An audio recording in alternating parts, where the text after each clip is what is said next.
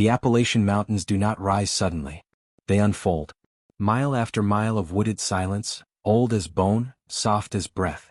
To the untrained eye they look peaceful, endless green ridges, mist drifting lazily through the hollows, trails worn smooth by centuries of passing feet. But peace can be convincing. And the mountains have had a very long time to learn how to appear harmless. Every year people vanish here. Hikers, hunters, children. Experienced outdoorsmen who knew how to read the land and still never came back. Some step just a few yards off a marked trail and are never seen again. Others leave behind shoes placed upright, backpacks found miles uphill from where logic says they should be, phones with full batteries and no final call. No signs of struggle. No clear direction of travel. Just absence, heavy and unanswered. Search teams combed the forest for weeks, sometimes months, only to find nothing, or worse, to find something that makes no sense. A body with no injuries. A campsite still warm. Footprints that begin but do not end. The official explanations are always tidy. Exposure, animal attacks, human error. But the mountains do not care for tidy explanations. They swallow sound. They bend distance. And in certain places they seem to close in as if the land itself is listening. Locals speak quietly about it if they speak at all. They know which trails empty faster than they should. Which valleys feel wrong even at noon. Which fogs arrive too fast, too thick, and never behave like weather should. Outsiders call it superstition. Coincidence. Statistics. But numbers don't explain why so many people disappear in the same ways in the same places, leaving behind the same impossible questions. The Appalachian Mountains are among the oldest on Earth. Older than memory. Older than fear. And whatever has learned to hide within them has had more than enough time to perfect the art of making people disappear. Over time, investigators began to notice that the disappearances were not random, even though they were spread across different states and decades. When case files were laid side by side, subtle repetitions emerged, locations that appeared unrelated on modern maps but shared the same ridgelines, drainage basins, or ancient footpaths. These areas were often far from towns yet not truly remote, places where people should have been found quickly if something went wrong. Instead, these spots became silent pockets, repeatedly linked to vanishings that defied common wilderness explanations. What made the pattern unsettling was its persistence. Reports from the early 20th century mirrored modern cases with eerie precision. Hikers who strayed only minutes from companions, hunters who knew the terrain intimately, children who vanished within shouting distance of adults. The same descriptions surfaced again and again: sudden disorientation, an unnatural quiet, the feeling of being watched without seeing anyone. Weather conditions varied, seasons changed, but the locations remained stubbornly consistent, as if certain stretches of the mountains were fixed points in a much larger design. Old ranger logs and local newspapers hinted at awareness long before official databases existed. Marginal notes warned about specific hollows, unnamed ridges, and valleys locals avoided after dusk. These warnings were never formalized, never turned into closures or signs. They lingered instead as whispers, half-believed and easily dismissed.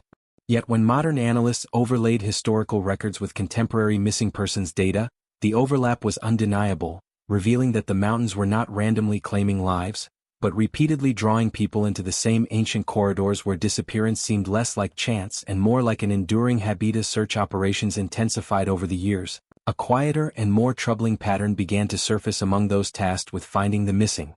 Search and rescue teams, many of them highly trained and deeply familiar with the Appalachian terrain, started documenting equipment failures that seemed oddly selective. Radios would cut to static only after teams entered specific valleys, their signals dissolving into silence while working perfectly just moments earlier on higher ground. GPS units lagged, froze, or showed impossible readings, placing rescuers miles from their actual positions. Batteries drained far faster than expected, even when newly replaced. What unsettled rescuers most was the consistency. These malfunctions did not happen everywhere, nor did they affect all teams equally. They occurred in the same geographic pockets tied to previous disappearances, areas that felt unnaturally quiet once communication failed. Without the reassurance of radio contact, even experienced professionals reported a creeping sense of isolation, as if the mountains themselves were pressing inward. Some teams described hearing voices over dead channels, faint and broken, mimicking familiar call signs before cutting out completely. After-action reports often softened the language, attributing failures to terrain interference or atmospheric conditions, yet privately many rescuers admitted the explanations felt insufficient. In several cases, teams were forced to retreat when total communication loss made coordinated searching impossible, leaving behind zones effectively untouched. The silence in these places felt deliberate rather than accidental, a kind of enforced separation that made organized rescue nearly impossible. Over time, seasoned rescuers learned to recognize the moment when radios went quiet as a warning sign, understanding that beyond that point, the mountains did not give answers, only distance and disconnection. When personal belongings were eventually discovered, they raised more questions than they answered. Instead of the scattered debris typical of accidents or animal encounters, items were often found placed with a strange sense of order. Shoes sat upright beside trails, laces neatly tied.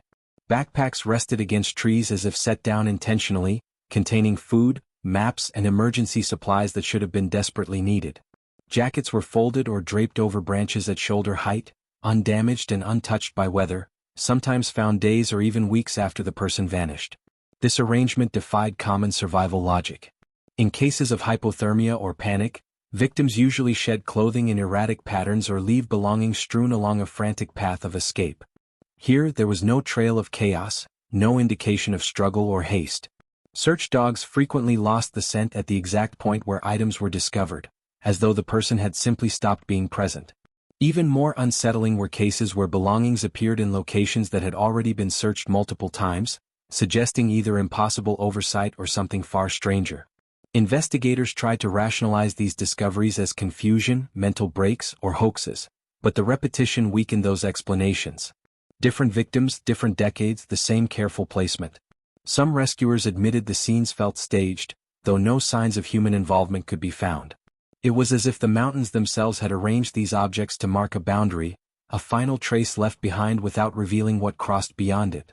Each carefully placed item seemed less like evidence of an accident and more like a message, one that acknowledged the searcher's presence while refusing to offer any real answers. The journal surfaced during the clearing of an abandoned cabin slated for demolition, its pages brittle and darkened with age.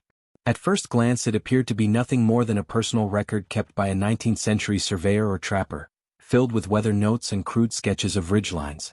But as the entries continued, the tone shifted from practical observation to uneasy reflection. The writer described stretches of forest where sound thinned unnaturally and paths seemed to lengthen without reason, warning that these places should be crossed quickly or not at all. Repeated passages spoke of people who entered certain hollows and were never seen again, their absence treated as expected rather than shocking. The writer used careful language, never calling the phenomenon a creature or a curse, but returning again and again to the idea that the mountains kept what wandered too deeply. He noted that search parties often failed not because they lacked effort, but because they were subtly turned away, their attention drawn elsewhere by sudden noises, shifting fog, or an overwhelming sense of unease. What made the journal disturbing was its familiarity. Locations described with hand-drawn symbols matched modern sites of repeated disappearances. Even phrases echoed contemporary survivor accounts almost word for word, despite the centuries separating them. The journal made no attempt to explain why these places behaved as they did, only offering warnings passed down from those who learned too late. The final pages urged readers to respect the old boundaries and to remember that the mountains were not empty land waiting to be explored, but something older and watchful, capable of claiming those who mistook silence for safety. The survivor was discovered on the edge of a logging road, barefoot and disoriented, more confused by the presence of other people than by his surroundings. According to records, he had gone missing nearly 7 years earlier during a solo hike, his case long closed and his name reduced to a faded photograph on a bulletin board. What unsettled investigators immediately was that he looked unchanged. His face showed no signs of long-term exposure, malnutrition, or aging beyond a few days of stubble and superficial scratches. Medical examinations confirmed what seemed impossible. His body bore no evidence of the years he was supposed to have lost. When questioned, his memories were fragmented and oddly circular. He could describe stepping off the trail to follow a sound he could not identify, then recalled wandering through fog that felt thick enough to press against his skin. Beyond that, time seemed to collapse. He spoke of nights without darkness and days without light, of walking without hunger or exhaustion, as if his body had been placed on pause. He insisted he had not survived in the mountains, but had been somewhere else entirely, somewhere that did not feel hostile yet was deeply wrong. More disturbing were the details he refused to elaborate on. Certain questions caused visible distress, especially those about other people. He admitted he had not been alone, but could not say who or what shared that space with him. Within weeks of his return, his mental state deteriorated rapidly. He became obsessed with specific ridgelines and repeatedly warned that the mountains did not lose people, they released them only when it suited them, leaving behind the implication that many others were still waiting, unchanged and unseen. As investigators and researchers spent more time retracing the routes of the missing, an unexpected complication began to undermine even the most careful planning. Maps, both digital and paper, could not be relied upon once teams entered certain regions of the Appalachian Mountains.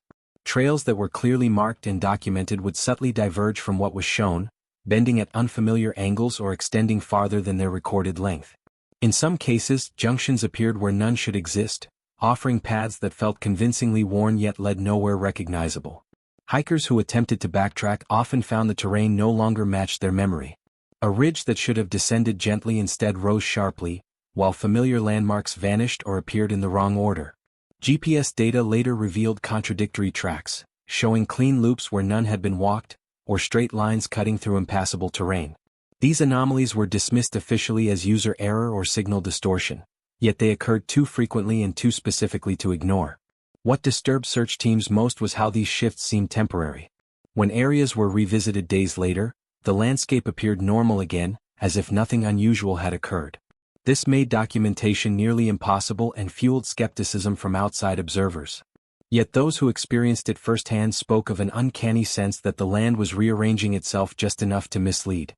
The mountains did not create obvious traps or dramatic changes. They relied on small, convincing alterations that eroded confidence and direction. Over time, even experienced navigators learned that in certain zones, the act of trusting a map could be more dangerous than walking blind, because the land itself appeared capable of remembering who was there and quietly adjusting to ensure they never quite found their way back. Among the communities that have lived in the Appalachian region for generations, there exist unspoken rules that are rarely shared with outsiders. These are not written laws or posted warnings, but habits passed quietly from parent to child, reinforced by long memory rather than fear. Certain trails are avoided after sunset no matter how familiar they seem during the day. Some hollows are never entered alone, and others are bypassed entirely, even if doing so adds hours to a journey. When asked why, locals often deflect with humor or vague warnings, unwilling to give details that might invite ridicule or unwanted curiosity. These customs were not born from folklore alone, but from accumulated loss. Families could recount relatives who went missing decades apart, each vanishing within the same narrow stretches of forest. Over time, patterns formed and behavior adapted accordingly. Elders taught that the mountains listened, that calling out loudly at night was an invitation rather than a safeguard, and that following unfamiliar sounds after dusk was the fastest way to never return. These lessons were framed as common sense rather than superstition, grounded in experience rather than belief. What made these rules unsettling was how well they aligned with official disappearance data. Areas locals avoided were often the same zones search teams found most resistant to investigation. Even residents who rejected supernatural explanations admitted there were places where the forest felt different, where orientation slipped and time behaved strangely. Silence around these rules served a purpose, not to mystify but to protect. By not naming what lurked in certain places, locals believed they reduced its attention, understanding that some boundaries were safer left unchallenged and some knowledge carried risks greater than ignorance.